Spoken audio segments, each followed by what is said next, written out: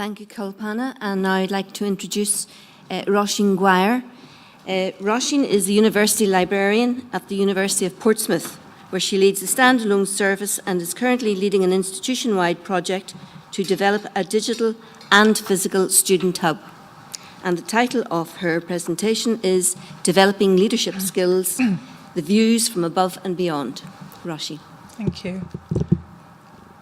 I'm tall, I need to move it up. Yes, thank you. So I'm, in a way, picking up from where Alison and John left off yesterday afternoon. And I work at the University of Portsmouth, but actually I'm using SCONUL slides and don't tell my marketing department. In awful trouble. So yesterday my colleague Alison Board talked in her keynote about the Leading Libraries Initiative, the SCONUL Leading Libraries Initiative, which arose out of an identified need from the SCONUL community of service heads for a programme of leadership capacity building across the sector. A task and finish group was set up and given the task of working to ensure directors have the skills and attributes they require to deliver and to support the modern academic library. Initial meetings of the group identified a number of areas of work, one of which was a thought piece on library leadership. And out of this came 3 pieces of commissioned work: the literature review, which Alison mentioned, the view from above and the view from beyond, and it's these 2 that I'm going to talk about. And since finishing the project, I've written an article for the very excellent journal, The New Review of Academic Librarianship, which looks at the view from above in the light of the literature on the subject and asks whether this is time for librarians to reinvent themselves. And I'll include some aspects of that literature review from the article in this presentation.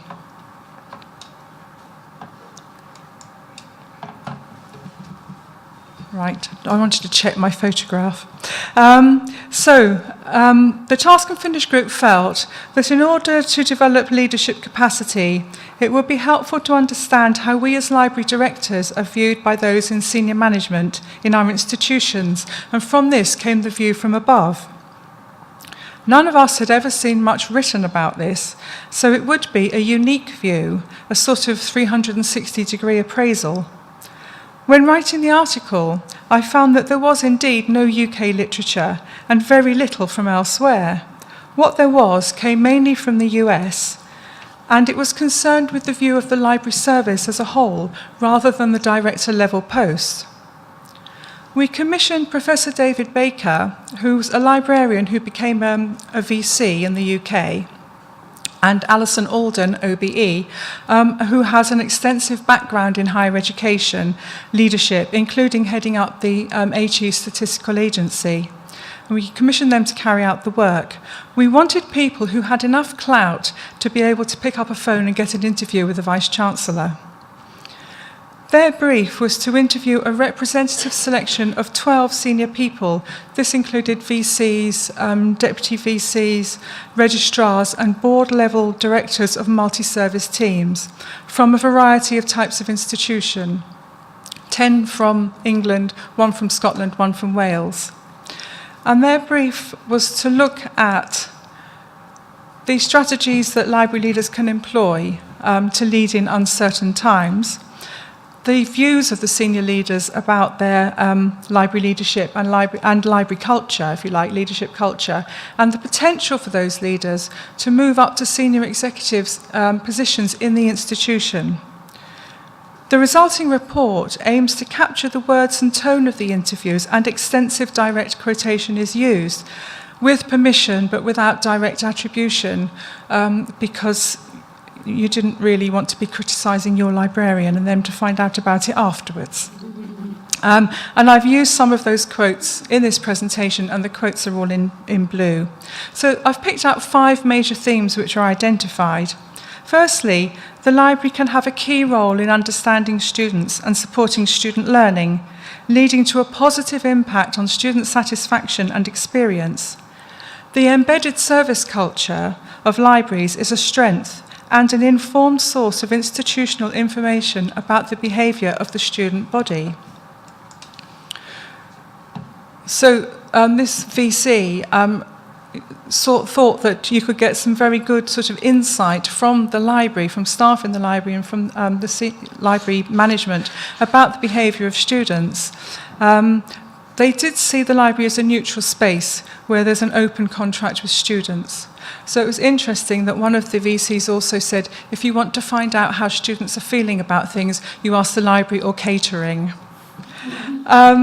And John yesterday talked about the neutral space. I thought as a sort of negative thing, but actually the people that were interviewed saw it as positive. They saw it as a space that's neither the classroom or the academic, side of life, if you like, and it's not home, but it's a space in the middle where we can actually have, I think, quite fruitful conversations and interactions with students.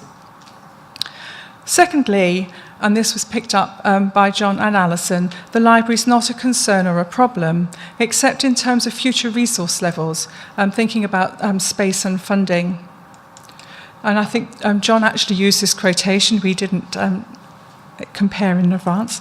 But this is a really strong theme from the literature, and it goes right back to 1968 when Robert Munn, a US library director, on secondment of a senior team in his university, found that during the time of his secondment, he didn't think about the library at all.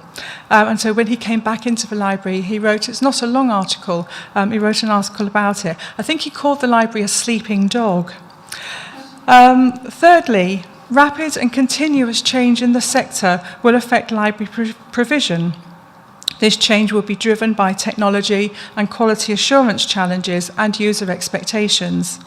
Library leaders need to provide innovative solutions to current and likely future challenges across the institution, including reduced budgets. So it's about making ourselves relevant, and again, that thing about strategy and being part of the strategy, as well as looking out from where you are to see where the direction of the university and the sector is, and supporting that. There was a real wish from some interviewees that their library director would take on some of the challenges, particularly digital literacy.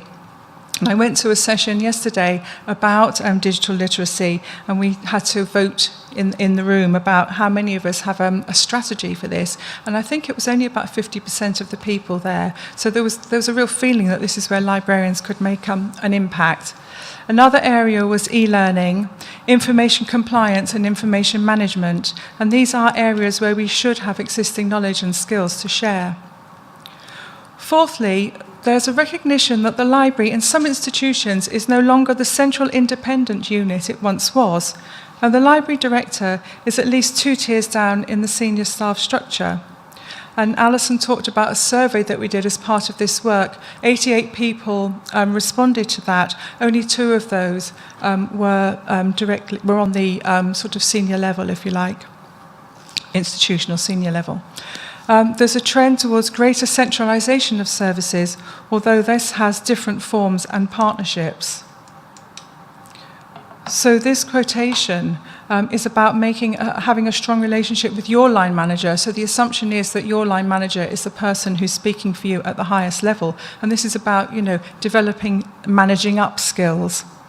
This was also borne out by the literature, where studies showed libraries moving down the hierarchical levels as universities grow staff numbers in senior roles and add new functions. And certainly from my experience, I mentioned our marketing department, that has grown quite considerably over the years since the cap on student numbers was removed and students were charged fees. Marketing's become a big part of the university, and it's not the only department in the central units that's grown. Finally, there was a need for strategic alignment. The library was seen as key to learning and teaching, but there was less evidence of centrality to research. And this was a really hard one, a really tough one for some of the people that we've presented to accept, actually. Strategic alignment was a strong message from the literature. Library strategic plans have been, and in some cases remain, isolated and standalone documents which do not reflect the parent plan. And John mentioned this yesterday, and some of the literature, I think he mentioned the Ithaca survey, showed that this. Now, that is a US survey, and it may be that, that's a US problem, and we're on to this, I'm not sure.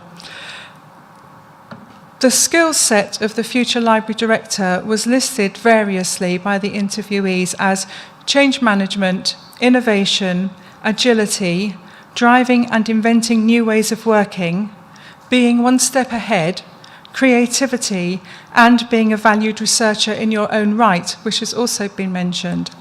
So no pressure there. Interviewees were also asked about library directors' potential for moving up to the senior executive role beyond the library. Although there was a general view that library directors could do so, there are challenges about the perceived narrowness of the library role. Ways to address this include some of the things we heard yesterday, developing a broader view. Don't just talk about the library and never say, I'm just a librarian. We are seen as being quite insular. Taking on problem areas to show you can successfully manage change and, importantly, finances was seen as a way forward. And problem areas are things usually with big budgets like IT and estates. Networking and relationship building were mentioned often, as was being involved with the wider HE community, not just the wider library community. And I think Jim had a brilliant phrase yesterday, the kumbaya of library cooperation. And I think this is what we're seen as being a bit guilty of. We talk to ourselves all the time, but we don't go out to the wider community. The SCONUL board felt strongly that we should seek a view from beyond the UK to provide an international perspective on the strategic position and impact of library leadership. So the same consultants agreed to do an additional piece of work, which we called the View from Beyond. Here, a carefully selected, hand-picked group of 6 librarians with significant experience in senior roles from Australasia, Hong Kong, Europe, and the USA were interviewed. Some were UK librarians based abroad, and some were non-UK librarians based in the UK. There were a number of parallels with the view from above. Some felt that the status of the library and librarian was generally less valued in the UK. The library is often based within academic organisational structures elsewhere, whereas in the UK it's increasingly seen as one of the service departments, and that certainly my experience, we had a new VC about 5 years ago who came in, made a chief operating officer post, and the library reports to that chief operating officer with, the nursery and catering and things like that. So it's an uncomfortable place sometimes. There was also a feeling that senior level posts had proliferated and the librarians further down the chain in previously. And there was a need for the library to increase its profile significantly in terms of support for research. So one of them said that the library's place is well done, especially for students, and they did not see that would go away, although I think that could be argued, and I think Gobnett sort of referred to that yesterday in her talk. But the next area to make a mark would be in research support. And these were the interviewees, I should say, were from significant and internationally known universities with very big research profiles. And there were, of course, some differences. There was a feeling that there is a much greater bureaucracy in UK universities, which affects the speed of decision-making, and more impact from externally driven policies such as the NSS, the National Student Survey. This means that leadership style may have to be adapted. So one of them felt that the UK is very bureaucratic, and that actually the hierarchy of permissions was something of a culture shock. And I just say, welcome to my world, really. There is more of an expectation that the librarian will have academic qualifications as well at PhD level, and academic status in some other countries, and this was about having academic credibility. Moving abroad was considered a career-enhancing opportunity that in many ways fulfilled ambition that might otherwise have been realised by a move upwards. All agreed that moving enhanced and speeded up career development and trajectory. I think one said it was like doing it on steroids. It was generally accepted that many skills and much experience gained at a high level are transferable, even if there are cultural and other differences to deal with. It was seen as an adventure and as a transformative experience. It sort of reminds me of undergraduates who go to university and, remake themselves in a new image. This gives you an opportunity to do that, to leave a lot behind. There was a lot of advice from those thinking of taking up opportunities abroad, from get a good tax accountant to don't make cultural assumptions. So that's a brief outline of those two reports, and I have a few reflections arising from the reports and the literature review for the article. We can be an inward-looking profession, so asking senior managers about their views, I think, was quite brave in some ways, and their replies were instructive about what we needed to do to keep on the organisational radar when we no longer have a place at the top table. An interesting UK trend is the move to larger portfolios of services, many of which are currently led by librarians. But there's a tension between the fact that librarians, seen as good managers and a safe pair of hands, are leading multi-professional groups, and the feeling expressed by a number of view from above interviewees that something else was needed in order to move up the institutional ladder, mainly leadership of what they saw as problem areas. The literature shows that library leaders are not seen as innovative or willing to take risks, but I think it's probably easier to demonstrate these qualities when you're dealing with problem areas. Another tension is what happens when the current ex-library leaders move on. Will the next head of the multi-professional service come from the library? Or will there be a deficit of leadership skills because of being one in a larger grouping? Where do staff with larger, flatter structures develop leadership skills? A strong theme from the view from above interviews was that libraries are seen as having insight to the student voice and experience. This is something that library leaders can develop within the organisation. Being part of a multi-professional team could enhance that understanding. The literature shows a lack of recognition of the potential of the library and an outdated view of what libraries can do. The view from above interviews demonstrate a good understanding of how libraries support the student experience and learning and teaching, but less overt understanding about the role of libraries in research support, outside of the traditional access and preservation roles. This is something library directors may wish to reflect upon. The literature shows a lack of clarity from senior administrators about what a library is or could be in a digital age. A question for library directors to consider is what are the unique values and services which the libraries bring to universities? How are these strategically aligned and effectively conveyed to senior managers? In 2015, BINH, wrote about library leadership skills, and he said the top ones were vision, integrity, management, collaboration, and communication. I think these are valid, and he also called librarians to develop these by getting out of your comfort zone and seeking leadership roles, especially on campus. And this echoes the voice of many of the senior staff interviewed for both reports. So in conclusion, this was a really enjoyable project to be part of, and the two reports mentioned are very rich in detail, and I would recommend that you read them and my article. And they're available from the SCONUL website. So I've got two final slides which I'll whiz through because I'm in the orange zone.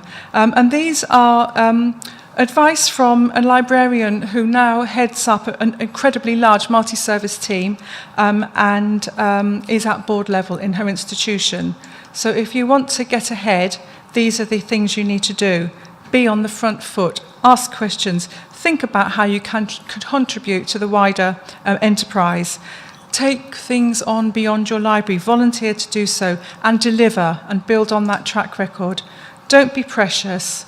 Be enthusiastic about stuff, even if you don't really feel you are.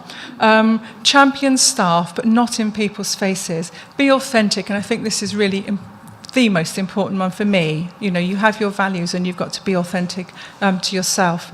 Learn how to challenge effectively, but also how to receive challenge from other people.